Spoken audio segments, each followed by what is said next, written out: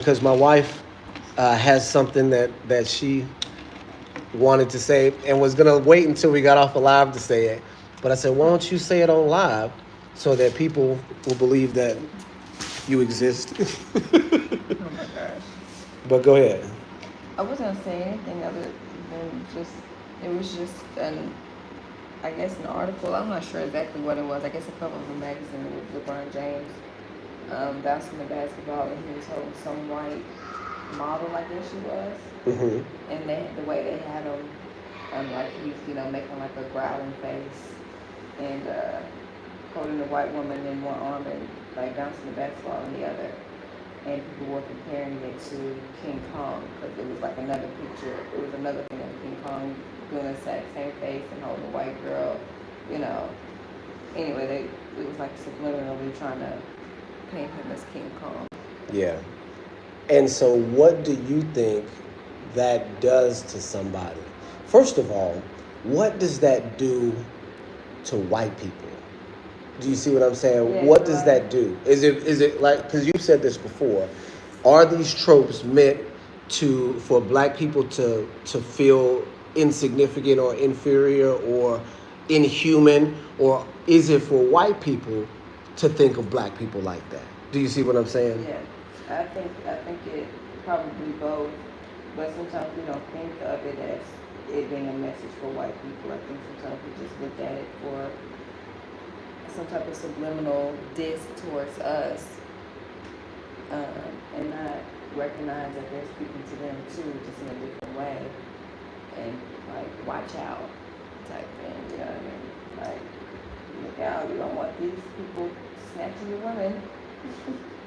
Okay, I so mean, that I was can imagine that making some white males uncomfortable okay seeing that black male holding. because of the King Kong trope 100 years ago, or just naturally, and then this is Both bringing probably. out, I mean, just bringing it out. because yeah, both. Because I think naturally that happens, but then because of the propaganda that they've been fed, it's even worse. I'm not showing you. I'm just scooting up closer to you so that people can hear you. Yeah. Shalom, shalom. We back on. So say that. I'm sorry. Say that again. What did I say? We're talking about who is this for? Who is the propaganda Oh for? yeah, I think it's for them and us. I don't think it's just a sweet diss towards us. I also think that it's for them to feel a certain type of way about their women being snatched up by some black man, aggressive looking black man. You know what I mean? But what happens when that person is also your hero? Because LeBron James is not a gorilla hanging from the Empire State Building. He's, all-star basketball player. So what happens when this gorilla is your hero? How does that affect you psychologically? Well, I don't think that always matters. I mean, people we know from history, even yeah, and what I mean, even during the Colosseum and the what's the word I'm looking for? Gladiators. Gladiator. Mm-hmm. Battling, and you can have your favorite one, but do you want him to marry your daughter? I mean, you know what I mean? Okay. Or do you want him to be, you know what I mean? It's just you can have people that you admire or like their strength, but not necessarily want them in your family or marrying your daughter or with your sister, or you know what I mean? So you're saying that promotes the idea that there's still a separation. Like Yeah, don't idolize this figure too much because they're still, from this lesser class. you have to protect your women from them. Mm-hmm.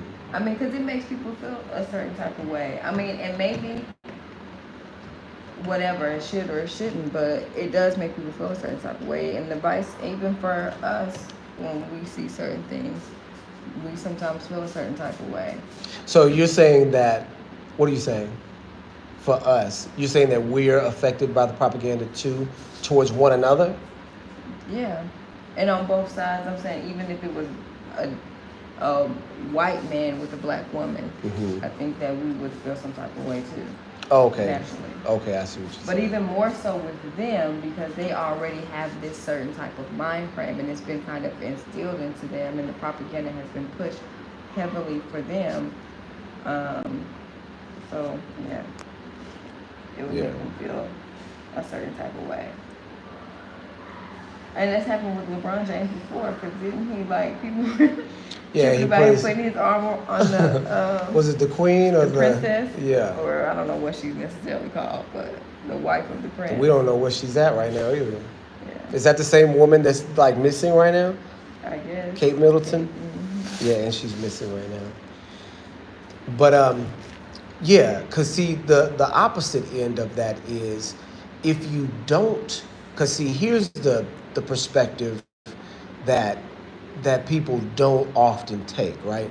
Because you have to understand that all societies have made enemies within the society to strengthen themselves in the society, right? People have always had the villain of the story to make your hero look better, right? Mm-hmm. So in a society where you know that you have the most talented people in the world as far as um, creatively, musically, and not because of anything that we've done for ourselves, but because the scripture says the light of Yah will shine from us and people will be able to see it, really no matter our condition. It says that the gifts are without repentance, right? In the New Testament, it says that. So if you know that's what you're up against, don't you have to strike first? Don't you have to, kind of make it easier for you to be successful when you've got somebody else on the other end that you already know is destined to be successful? What happens if you don't do that? Do you automatically lose your place? We know that after slavery, how long did it take to create a successful society? The next generation. Yeah. The next generation, we had banks, we had lawyers, we had whole towns. This is what Rosewood was about. They had to destroy that infrastructure that we made the first 20 years after we were free. Mm-hmm. And so if they didn't do that, I mean, we would control the culture. Yeah. So is there any, like, can we blame people for doing that? Should we just say, okay, this is what a society is going to do to any outside threat, and we should recognize that and then still move forward, right? Definitely don't patronize it, but recognize it as a natural part of being in a society that you don't control. I mean, I don't know. I don't know. But the propaganda is just too thick. It's too thick to just say, oh, well, that's just what happens. Okay. I don't know. I mean, obviously, I think any nation would need to, do certain things to take whatever it is they're trying to do. But there's still a wrong way of doing that, and an unrighteous way of doing that. Mm-hmm. Even if it's expected, maybe it's not expected in the way that they're doing it now. Yeah, because it's so heavy. They want where it's just an illusion, half truths. You know what I mean? Shalom, shalom, everybody. I know ain't nobody in here right now, but for the video's sake, we're having a discussion on the implications of propaganda in America against the black community, and the secret style of propaganda that is being used. Yeah, that's pretty much it. I mean, it's just the propaganda is really thick, and if you don't know any better, it's very easy to get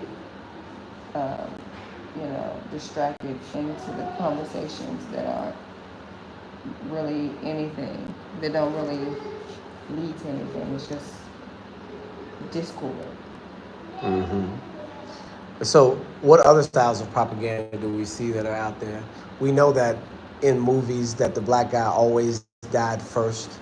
That's one thing that kind of teaches someone not to value the black life, because automatically we know that that's the one that's the most expendable. The story goes on without them, right? Well, yeah, that happens in everything. Even like you said, how they have to make the villain and like really over villainize him to make the hero look better. They do that with everything, whether it's talking about a spouse cheating or like children against their parents or the authority of the father in the house or husband or father in the house. They do that with everything.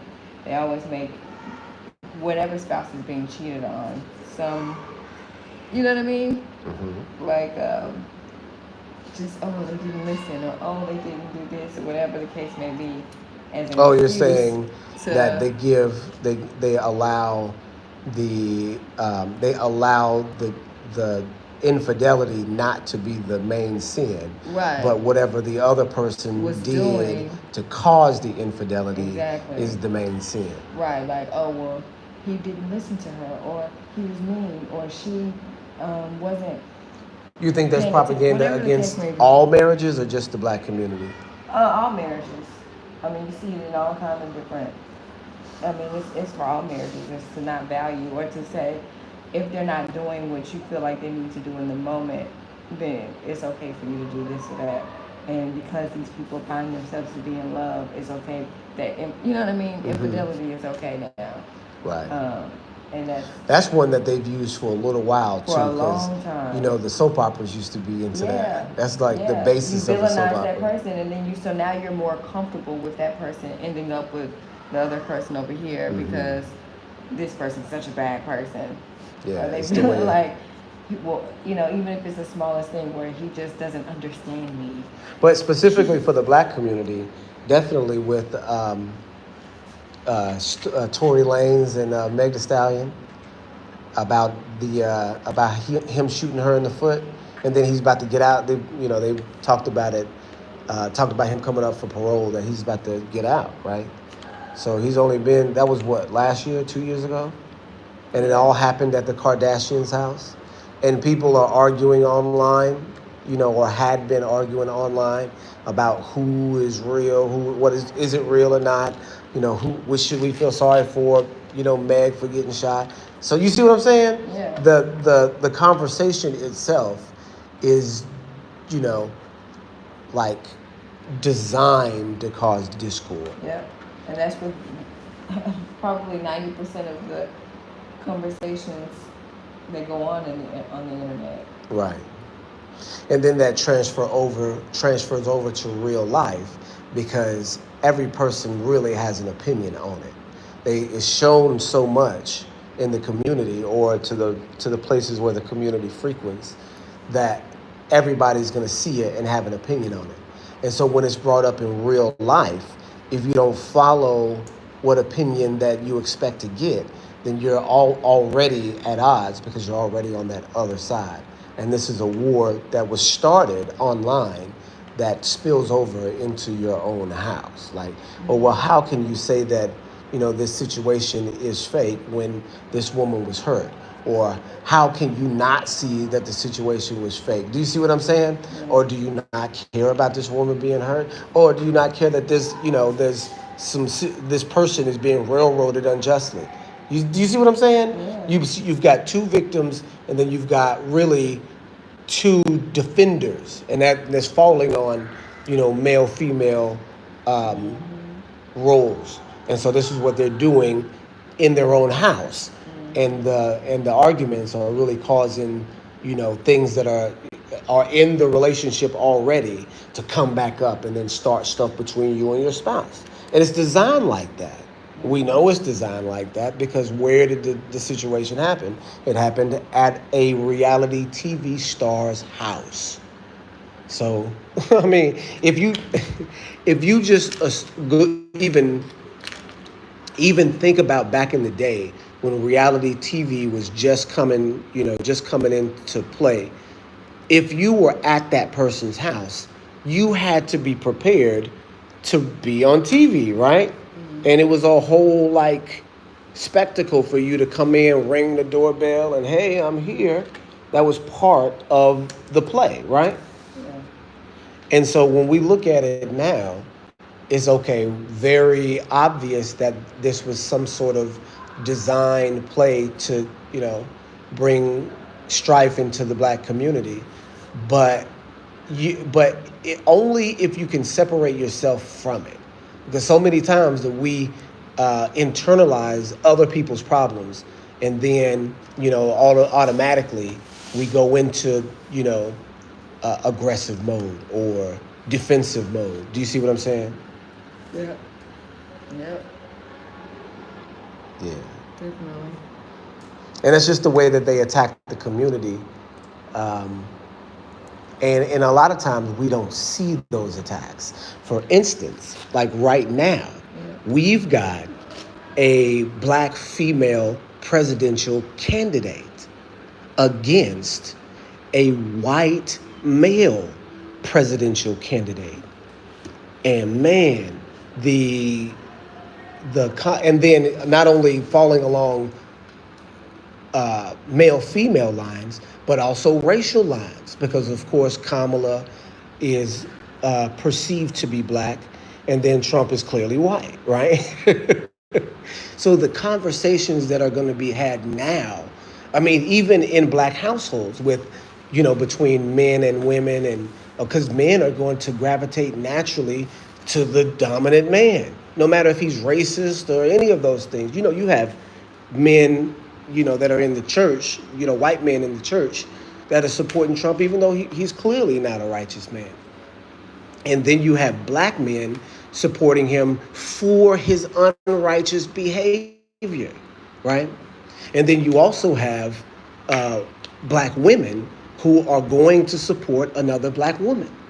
And so the discord that's on the way, gets kind of been prepped for in all of these other battles that have been, popping up online for the past 4 or 5 years. Do you see what I'm saying? Yeah. Were you not talking to me? Yeah, no, I was talking to you. No, I'm talking to you. Yeah.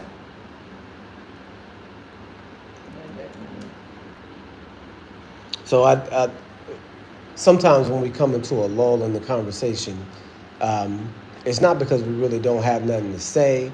It's because it's kind of been dealt with a little bit. We've dealt with it already amongst ourselves, me and Chica. So it's kind of like, okay, so what do we say next? But it's really pretty crazy if you think about it, because the Democrats had to have planned it this way. It's not like they're just now finding out that Joe Biden is not going to be able to be the president. They've known that, probably since before they put him as president. And this then has to be the end goal for some sort of play, right? Because check this out. We don't know who Kamala Harris VP is going to be, but what if she wins? What if she wins? What happens? I'm sure black women are going to be empowered over in a negative way, I think. I just think that it's going to cause even more chaos. So you think it'll cause more chaos if Kamala wins than if Trump wins? I wouldn't say more chaos. I think it's destined to be chaos either way. Mm-hmm. I think that it's just a different kind of chaos, and really more so amongst probably our community, because black women are going to feel empowered. And I know people will be like, well, why shouldn't they? But it's just because not if you're empowered against the person that's supposed to be, mm-hmm. your authority or your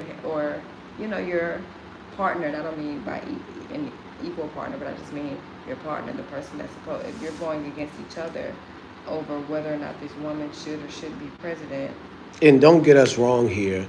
We're not talking about voting as if either one of us support either candidate, because we know it's two wings to one bird. But what is the psychological impact that either candidate will provide to our community? Do you see what I'm saying? To the black community, and then also to the community at large too, because we do care about are people, because we're not in America right now. Of course, we're in Africa, but we have people that are in America that will be, having to deal with the people that are around them. And this is black folks, white folks, everybody. How will Trump affect black society? How will it affect white society? How will Kamala affect black society? How will Kamala affect white society? Do you see what I'm saying?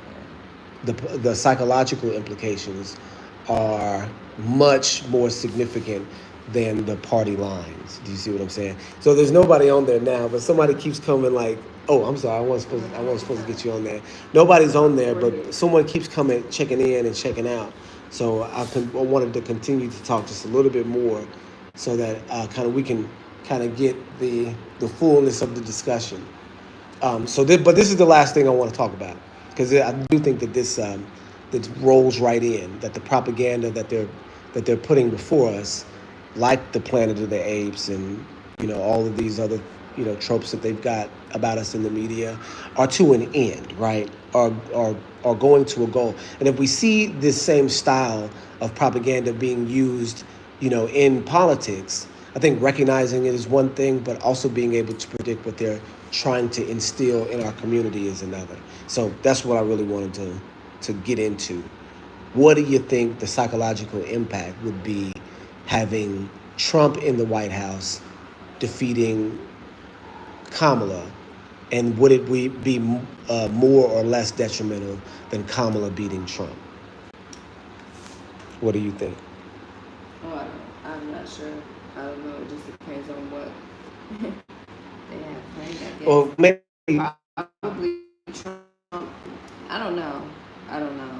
Well, maybe not which one is worse, but what do you think will happen psychologically? It seems if Trump gets in, white people go crazy. That's what it seems like to me. I think that's going to happen either way. If he does or doesn't get in, because again, the white male is going to be once again empowered over everyone in a negative way. Mm-hmm. Again, so I think some of these things. Shalom. Go ahead. Will be in a negative way. But whoever's going to be empowered, I see it being negative and not positive.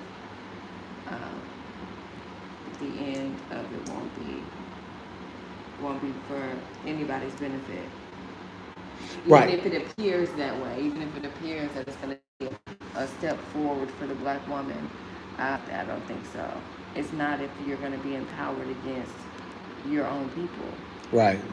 Because who is Kamala? Was Kamala against her own people? Yes. Yeah. She put lots and lots of black men, women too, in jail.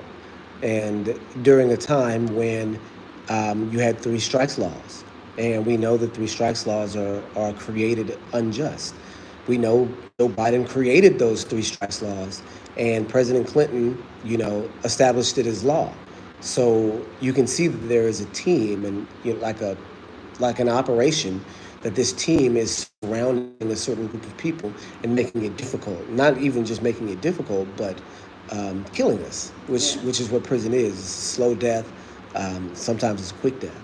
So we understand that it can't be for the good of the people, her being in there.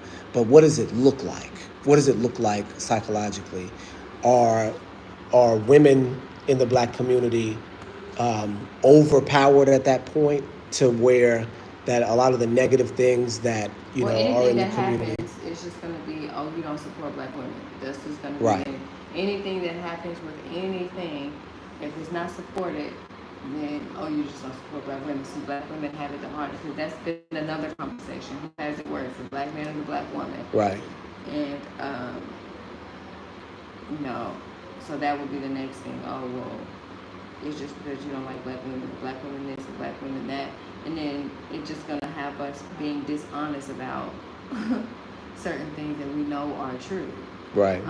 And not take accountability for certain things, and pretend that we have to go along with whatever it is that comes out of her mouth. Whether it be true, false, good, or bad, we just have to go with it because she's a black woman.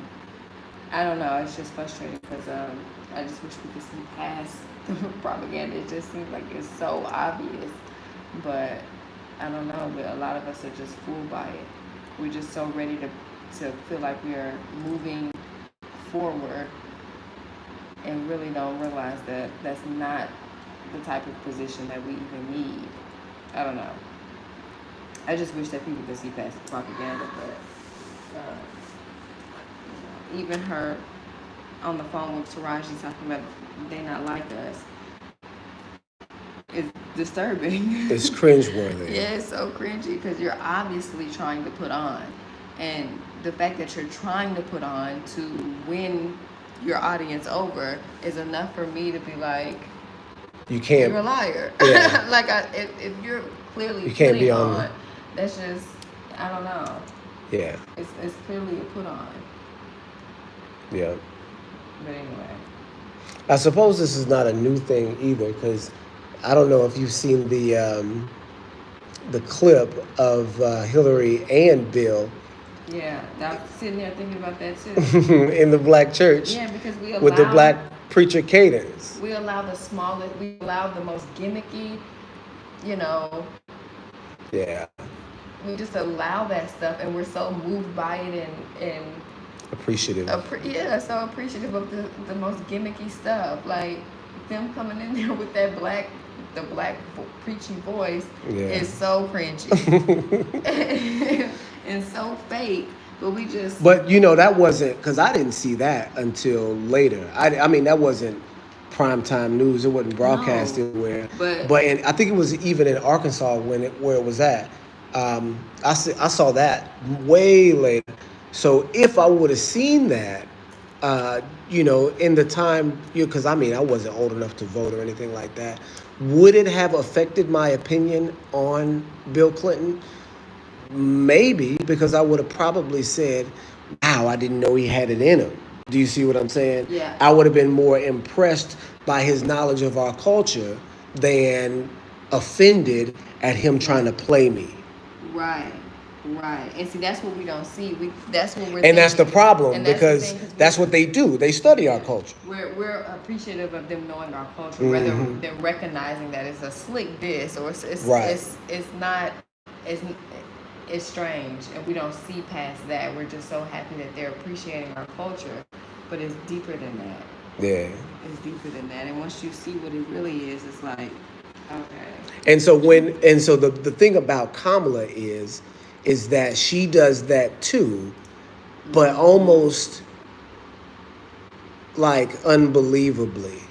So it's to the point to where she seems like she's trying too hard. And Bill and Hillary did the same thing, and it did come out as trying too hard for them too. But since they're white, you kind of expect them to have to try hard to get there. For Kamala, if you're not already there, if you're not naturally that way, we're going to be able to tell. And it seems like you're not naturally that way, and you should naturally be that way. So if you're not naturally that way, then how are you? How are you for real? And why do you feel like you got to put on to win us? Well, that's the point. If you've got to put on to win us, then who are you for real? Exactly. You expect white people to have to put on to win us, because that's what they do. They're going to have to. They're going to have to cross cultural barriers in order to do that. But you don't have to, dance a gig and, or I guess they call it a jig, dance a jig or, two-step to make us like you. But that's what you're doing all the time. And it comes off as just put on and fake. And so another issue is, I think, and I guess that I said that was going to be the last thing, and maybe I'll just talk about this part. But another thing is that both sides are preparing themselves for a wild failure, because the scripture says, if you bless the people, you will be blessed, and if you curse the people, you will be cursed. So the crazy part is, you're setting yourself up for disaster, whatever side you pick, because both sides are cursing the people. And then a representation of that curse is you actually going to the voting booth and choosing which flavor of curse that you want. Do you see what I'm saying? And that's the reason why they do it that way, because it's a curse by consent, if that makes sense. Cursed by consent. You putting that ballot in the box is not only voting for each person, it's also voting for the system that these two people come from, in a way saying that you trust it to be able to present your representative. Do you see what I'm saying? So since you're voting in the system that is designed fundamentally against you, then you're consenting to whatever the system does, right? Okay, and so that's, I think, the final point that we want to say on that concept. If you give in to the propaganda, then you get what you get, right? So, okay, you guys, this has been the longest live that we've done, and we kind of did it together, me and my wife. So, if this is something that is interesting, these live discussions about biblical topics, superimposed over the things that are going on today in prophetic style, then just let us know in the comments, and we'll continue to do stuff like this. Okay, you guys. Otherwise, I'm just gonna continue to do it on my own.